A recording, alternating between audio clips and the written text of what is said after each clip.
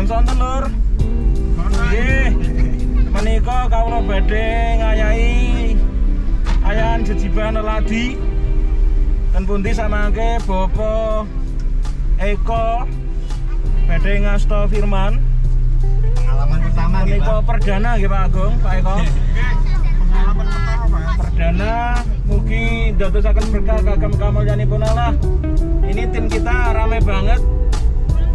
Ada Bu Vita sebagai istri yang setia mendukung suami akan menyampaikan firman. Ada Om Abed yang dari Solo juga ikut. Puji Tuhan. Udah selesai ujian dan ini liburan. Oke, doakan ya Lur supados sedaya saged lumampah kanthi penghiburan saat ini. Apa itu Buat maksudnya? saya pribadi. Oh, Ini beberapa waktu lalu kan saya merasakan hantaman-hantaman yang cukup keras menurut saya. hantaman itu apa lah, Pak? Menurut saya itu melumpuhkan semangat saya, antusias saya, gairah saya untuk melayani kemarin. Terus? Ya ternyata memang Tuhan tidak membiarkan kita sampai tergeletak ya.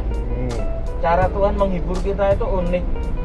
Ketika saya melihat ada teman-teman yang mau terlibat pelayanan ini, sesuatu yang baru, dan saya tahu mereka bukan punya skill yang mumpuni di sini, tapi mau mencoba, itu bagi saya sudah sebuah kekuatan dan penghiburan buat saya. Ya. Jadi memang selalu ada penghiburan yang Tuhan siapkan di saat hati kita itu mengalami kegalauan yang cukup berat menurut saya. Gitu ya.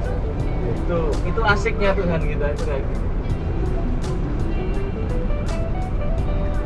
Saya tahu dalam pelayanan mimbar dan pelayanan media ini Mas Eko sudah lama ditawarin untuk menjadi pengkhotbah. Nah, Mas Eko, saya mau minta informasi ini. Kira-kira apa yang membuat Mas Eko bersedia untuk mengambil pelayanan ini? Kok aku ya? Padahal aku kan udah bisa bicara gitu. Sulit untuk berbicara. Dan ini kan Mas Eko kan bicara. Maksudnya di publik gitu. Oh gitu ya. Iya, Ya, itulah. bicara di publik gitu. Kan jarang-jarang saya bicara di publik secara langsung, tetapi Ya. lama-kelamaan setelah saya bilang tidak tidak Ya. saya Semoyo, belum bisa. semoyo. Semoyo ya Oke. semoyo ya, lama-lama tak pikir-pikir ya masa saya akan seperti ini terus ya. Lama-lama saya belajar lah, baik di gereja maupun di tempat saya kerja. Dengan begitu saya lama-lama ya saya coba untuk menerima Panggilan itu panggilan, Mas. ya, menerima panggilan itu ya. Panggilan itu bisa melalui siapapun. Ya. Ya terus Panggilan Tuhan. saya belajar.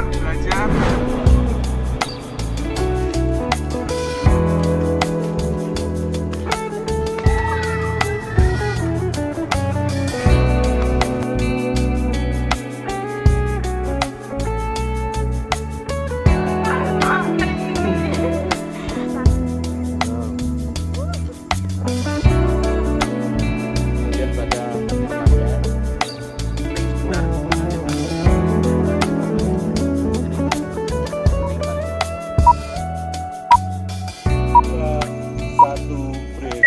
Shalom, pada kesempatan yang indah ini saya diberi kesempatan oleh Tuhan untuk memberitakan firman Tuhan bahwa kita mempunyai panggilan dari Tuhan. Ada beberapa panggilan, yaitu bisa kita dipanggil sebagai guru sekolah minggu, ada juga yang dipanggil sebagai hamba Tuhan.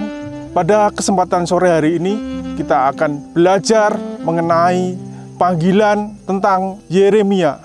Mari saudaraku, kita akan membaca firman Tuhan pada Yeremia 1 ayatnya yang ke-4 sampai yang ke-10.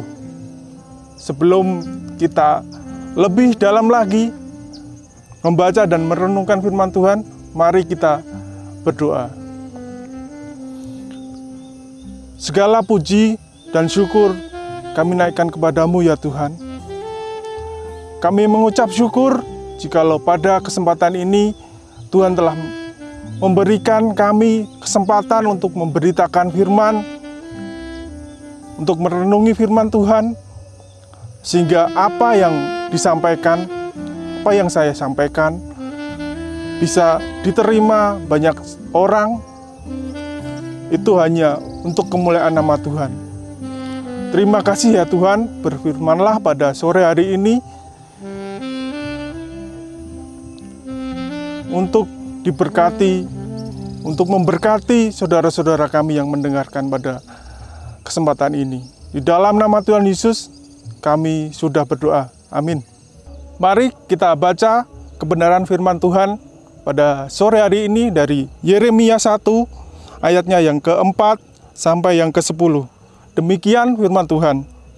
Yeremia dipanggil dan diutus. Firman Tuhan datang kepadaku, bunyinya, sebelum aku membentuk engkau dalam rahim ibumu, aku telah mengenal engkau. Dan sebelum engkau keluar dari kandungan, aku telah menguduskan engkau. Aku telah menetapkan engkau menjadi nabi bagi bangsa-bangsa. Maka aku menjawab, "Ah Tuhan Allah, sesungguhnya aku tidak pandai berbicara. Sebab aku ini masih muda." Tetapi Tuhan berfirman kepadaku, "Janganlah katakan, aku ini masih muda. Tetapi kepada siapapun engkau kuutus, haruslah engkau pergi, dan apapun yang kuperintahkan kepadamu, haruslah kau sampaikan. Janganlah takut kepada mereka, sebab aku menyertai engkau untuk melepaskan engkau." Demikian firman Tuhan. Lalu Tuhan mengulurkan tangannya dan menjamah mulutku. Tuhan berfirman kepadaku, "Sesungguhnya aku menaruh perkataan-perkataanku ke dalam mulutmu. Ketahuilah, pada hari ini aku mengatakan engkau atas bangsa-bangsa dan atas karena kerajaan-kerajaan, untuk mencabut dan merobohkan, untuk membinasakan dan meruntuhkan, untuk membangun dan menanam." Amin.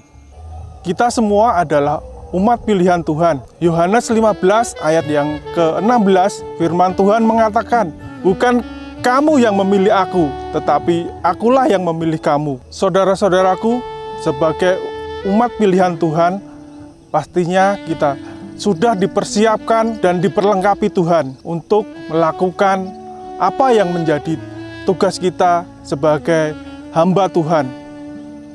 Melayani pekerjaan Tuhan bukanlah perkara yang mudah, tetapi pada kesempatan hari ini kita akan belajar mengenai panggilan dari Nabi Yeremia.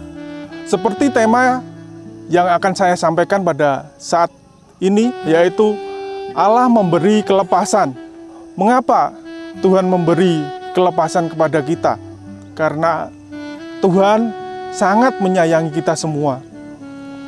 Apa yang harus kita lakukan setelah kita menerima hadiah yang begitu besar kepada kita, yang dari Tuhan, setelah kita menerima kelepasan itu? Yang pertama, Yeremia 1 ayatnya yang ke-4 sampai ke-7.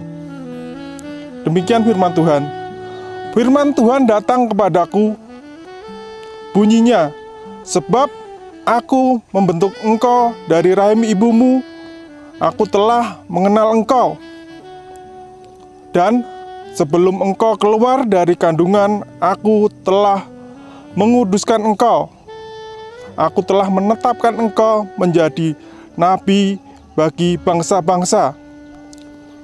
Itulah yang dikatakan Tuhan kepada Yeremia. Tuhan sudah menetapkan Yeremia dari dalam kandungan ibunya, sudah memilih Yeremia sebelum dia lahir. Tuhan memiliki rencana hidup bagi Nabi Yeremia.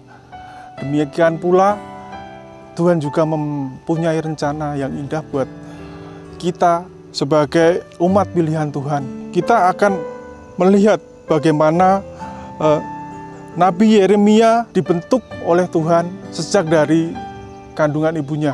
Apa sih tujuan Tuhan memakai Yeremia? Tuhan ingin Yeremia memberikan pesan Tuhan kepada bangsa Israel yang berisi tentang peringatan-peringatan agar mereka segera bertobat kembali lagi kepada Tuhan. Tidak semudah itu untuk meluluhkan hati bangsa Israel. Banyak sekali tekanan-tekanan, banyak sekali hambatan yang harus dilalui Nabi Yeremia. Mulai dari keluarganya, mulai dari lingkungan sekitarnya, bahkan orang-orang di kotanya mengancam dia, mengancam Nabi Yeremia, tetapi Nabi Yeremia tetap dalam panggilan Tuhan. Begitu juga dengan kita, umat pilihan Tuhan. Tidak mudah ketika kita dipanggil Tuhan untuk memenuhi panggilannya. Banyak sekali halangan-halangan, rintangan-rintangan yang harus kita hadapi. Saudara-saudaraku tidak usah ragu, tidak usah cemas terhadap panggilan itu. Tuhan senantiasa menjaga kita, Tuhan senantiasa melindungi kita, biarpun banyak sekali godaan-godaan di luar sana, banyak sekali rintangan yang harus kita hadapi, tetapi yakinlah kepada Tuhan. Tuhan akan menolong kita semua. Ada beberapa kendala yang dialami oleh Nabi Yeremia dalam menerima atau merespon panggilannya.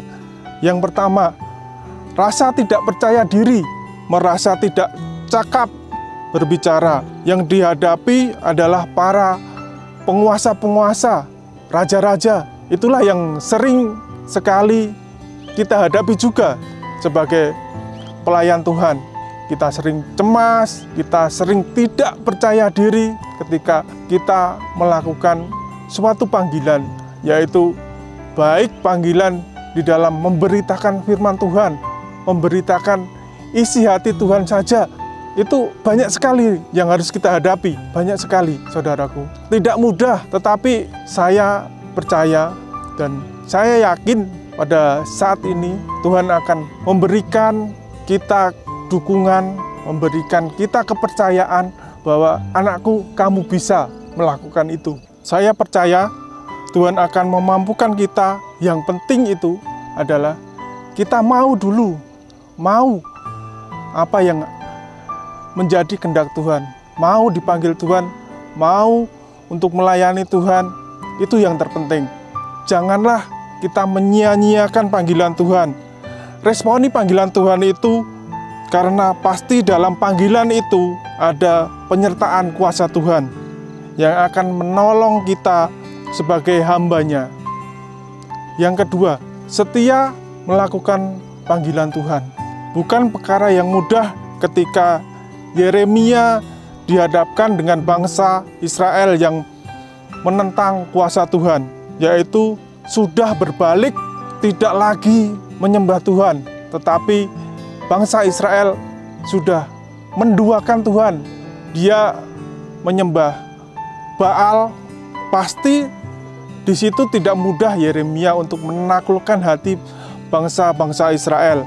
Di situ terdapat banyak sekali penolakan terhadap Nabi Yeremia. Meskipun terkadang dalam hati Yeremia menolak panggilan itu, tetapi dengan kecintaannya, ketulusannya kepada bangsa Israel, Yeremia tetap melanjutkan tugasnya sebagai pelayan Tuhan di dalam membimbing, menasehati bangsa Israel, sehingga bangsa Israel tidak semakin berlarut-larut meninggalkan Tuhan. Mari saudaraku, pelayanan apapun yang kita terima, yang akan kita lakukan, kita harus tetap fokus kepada pelayanan itu. Meskipun terkadang pelayanan itu sangat berat, sangat menyita waktu kita, tetapi di sini kita belajar kepada Nabi Yeremia yang sangat tulus kepada bangsa Israel, biarpun menolak dia menolak Tuhan, tetapi Nabi Yeremia masih sangat menyayangi bangsa Israel. Saudaraku yang dikasihi Tuhan, marilah pelayanan apapun yang saudara lakukan, baik di gereja maupun di tempat kerja saudara, lakukanlah semuanya itu dengan senang hati, tulus, tidak bersungut-sungut. Itu adalah wujud kesetiaan kita kepada Tuhan, sebab orang yang setia sampai akhir yang memperoleh kemuliaan yang Tuhan sudah janjikan. Dan jerih payah kita tidak akan sia-sia, sebab firman Tuhan berkata, "Hendaklah engkau setia sampai mati, dan aku akan mengaruniakan kepadamu mahkota kehidupan." Terambil dari Wahyu 2 ayat yang 10b. Bagi Yeremia harus memperingatkan bangsa Israel akan hukuman Allah, yaitu dalam Yeremia 1 ayatnya yang ke-10.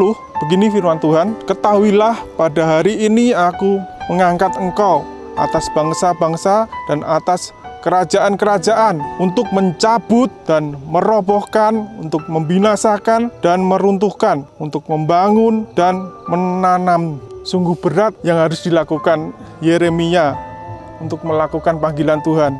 Mencabut, merobohkan, membinasakan, meruntuhkan bagi mereka yang tidak mau bertobat dan kembali kepada Allah. Allah akan memusnahkan mereka. Tetapi itu adalah sebuah peringatan kepada bangsa Israel yang belum tentu terjadi atau digenapi Tuhan. Tugas sebagai hamba memang berat, mengingatkan orang-orang yang salah, yang menentang Tuhan, harus kembali kepada Tuhan. Biasanya itu manusia tidak mau kalau dosanya diukrek-ukrek atau diingatkan. Namun sebagai hamba Tuhan, haruslah kita menyampaikan itu. Apa yang menjadi isi hati Tuhan harus kita sampaikan. Baik itu enak didengar, baik itu tidak enak didengar, baik itu yang menyakiti hati kita ataupun yang menyenangkan hati orang lain, tapi tetap harus disampaikan. Mari kita responi panggilan Tuhan. Kita masih diberi kesempatan Tuhan pada saat ini. Kita yang punya telinga, kita yang punya mata, kita masih bisa mendengar apa yang disampaikan Tuhan melalui Yeremia. Mari saudaraku, kita masih diberi kesempatan Tuhan. Sampai detik ini kita masih diberi kesehatan, kehidupan buat melakukan panggilan Tuhan. Kiranya firman pada sore hari ini memberkati kita untuk semakin dipakai Tuhan, lebih lagi melayani Tuhan. Amin.